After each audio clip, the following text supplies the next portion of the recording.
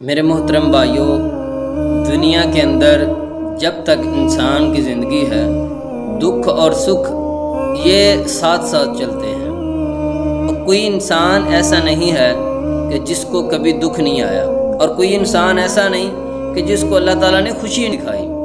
اللہ تعالیٰ دکھ بھی دکھاتے ہیں، خوشی بھی دکھاتے ہیں۔ اور جو انسان دکھ کے وقت اللہ تعالیٰ کا شکوہ نہیں کرتا، اللہ سے دعائیں کرتا ہے، اور جب سکھ کے اندر ہو، خوشی کے اندر ہو تو اللہ کا شکریہ ادا کرتا ہے، تو اللہ تعالیٰ اس بندے کے لیے بہت ہی اچھے معاملات فرما دیتا ہے، دنیا کے اندر بھی اور آخرت کے اندر بھی۔ تو اس کے ریلیٹڈ ایک دعا ہے سیدنا ام سلمہ رضی اللہ تعالی عنہا، جب ان کا خامد فوت ہوا تو ان کا خامد بہت اچھا تھا، بہت نیک، بہت اچھا، بہت اعلیٰ اخلاق کا مالک تھا۔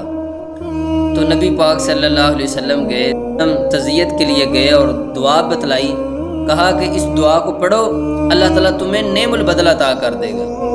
تو میرے محترم بھائیو، جب انسان یقین کے ساتھ اللہ پر توکل کرتے ہوئے نبی پاک صلی اللہ علیہ وسلم کی بتائی ہوئی دعائیں پڑھتا ہے تو اللہ تعالیٰ بہترین نعم البدل عطا کر دیتا ہے۔ تو ام سلمہ رضی اللہ تعالیٰ عنہ فرماتی ہیں کہ جب نبی پاک صلی اللہ علیہ وسلم نے مجھے یہ دعا بتلائی تو میں دل میں سوچ رہی تھی کہ میرا خامد اتنا اچھا، اتنا اخلاق کا مالک، اتنی محبت کرنے والا، بھلا اس سے اچھا بھی کوئی مجھے مل سکے گا؟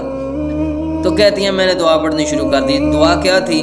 ان للہ و انا الیہ راجعون، اللہم اہجرنی فی مصیبتی واخلف لی خیرا منہا۔ بے شک کی ملکیت ہے اور اسی کی طرف ہم نے لوٹ کے جانا ہے، اور اے اللہ مجھے اس دکھ کے بدلے اجر و ثواب سے نوازنا اور اس سے بہترین بدلہ عطا فرمانا۔ اے میرے اللہ، میرے اس دکھ کے بدلے میں مجھے صبر عطا کرنا اور مجھے بہترین ثواب سے نوازنا اور مجھے نعم البدل عطا کرنا۔ تو حضرت ام سلمہ فرماتی ہیں جب میں پڑھتی رہی تو نبی پاک صلی اللہ علیہ وسلم نے جب مجھے نکاح کا پیغام بھیجا تو میں خوش ہو گئی، اور پھر میں نے اللہ کا شکریہ ادا کیا۔